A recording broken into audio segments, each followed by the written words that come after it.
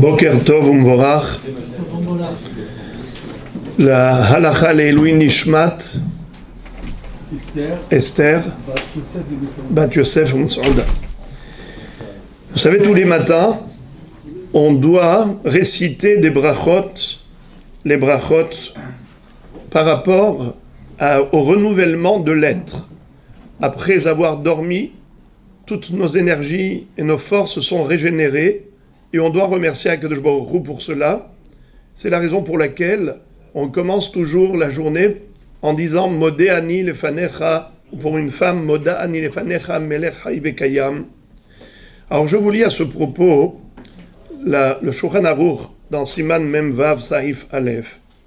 Il dit Ksheyaor mishenato yomar Elohai neshama. Quand il se réveille le matin, l'homme doit remercier Akadosh Baruch Hu de lui avoir rendu l'âme, car le sommeil est un semblant de mort. D'ailleurs, ça s'appelle 1/60e de la mort. On n'est pas dans un état de conscience, ce n'est pas de la vraie vie. Lorsqu'on dort, eh bien, au réveil, c'est comme si on a récupéré la vie. Et on doit réciter la bracha de Elokai Neshama Shenatatabi, Baruchata Hashem, Amahazir, Neshamot Livgarim Metim. Akadosh Baruch Hu, tu rends l'âme aux morts, tu ressuscites les morts. Ensuite, quand on entend le son du coq, eh bien, quand il chante le matin à l'aube, cocorico, qu'est-ce qu'il faut dire? Baruch anoten la servi bina, l'afhin ben yom ou ben laïla. Quand on s'habille, on a Baruch Hashem de quoi se vêtir. Alors il faut faire la bracha de Malbish Arumim, Dieu qui pourvoit nos vêtements, pour nos vêtements.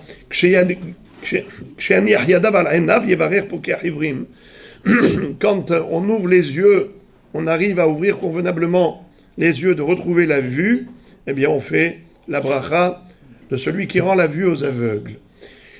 Et quand il s'assoit sur son lit, la bracha de Baruch Matir Asurim, béni soit celui qui libère les prisonniers. Quel rapport, les prisonniers? Pourquoi dans le lit on était prisonnier? Oui, il y a ce qu'on appelle les cordes du sommeil. On était ligoté par les cordes du sommeil, n'est-ce pas? On était recroquevillé, et voilà, du coup on arrive à retrouver sa liberté. Eh bien, quand on s'assoit, on fait cette bracha. Chez Zokef, quand on se lève, on fait la bracha de Zokef Kefufim, qui redresse les courbés. Quand il pose ses pieds sur terre, alors il fait la bracha de Roka Haaretz Alamaim, Akadosh Baruch Hu qui a donné une stabilité au monde, à la terre. Kshenoel min alav yevarer she'asali kol tzorki. Une fois qu'il a terminé de s'habiller, il a même des chaussures pour ses pieds, eh bien, il fait la bracha de Baruch she'asali kol tzorki, béni soit celui qui a répondu à tous mes besoins. Et quand il marche, il doit faire la bracha de Baruch HaMechin Mitzadeh Gaver. Merci Hachem de stabiliser ma démarche, de marcher droit, un pied devant l'autre. Kshehoger Hagoro Yevarech Ozer Israël Bigvura. Quand il met la ceinture, Hachem qui va ascendre Israël avec sa force. Ozer Israël Bigvura. Parce que vous savez que c'est au niveau de la hanche que se situe la force de l'homme. Un homme faible et courbé, ses hanches ne sont pas suffisamment solides pour le tenir, sa silhouette. D'ailleurs, Yaakov Avinu, quand il s'est battu avec l'ange de Esav, il a frappé où? Au niveau de la hanche. Quand il met le chapeau, son couvre-chef, il fait la bracha de Roter Israël Betifara. Dieu qui couronne Israël avec fierté et gloire. Quand il se lave les mains, la bracha de Al Netilat Yadayim. Quand il se lave le visage, Amaravir Hevleshena Me'enenu Tnuma Me'afapeinu. Et ensuite le Yehiratson, ainsi de suite. Tout cela, c'est pour vous dire que rien ne doit nous laisser indifférents dans la vie. Tous les bienfaits divins auxquels nous nous sommes habitués, malheureusement l'accoutumance éteint les sentiments et on ne réalise pas notre bonheur, notre richesse. Ashir, un riche, Ain, Shin, Yud, Resh, Enaim, Shinaim, Yadaim, Raglaim. Tu as des yeux pour voir, des mains pour agir, des pieds pour marcher, et des dents pour mâcher.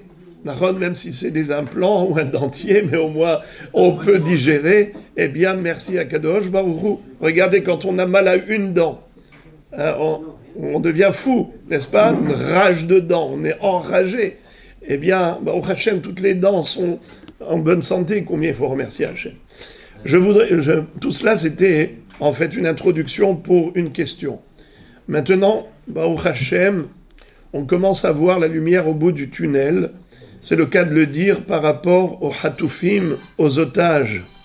Ceux qui, le 7 octobre, ont été cruellement arrachés de leur maison, après ce massacre des Juifs dans les villes limitrophes de Gaza, tous ceux qui ont été pris en otage, malheureusement, pas tout le monde est resté en vie, sous la main de ces gens cruels.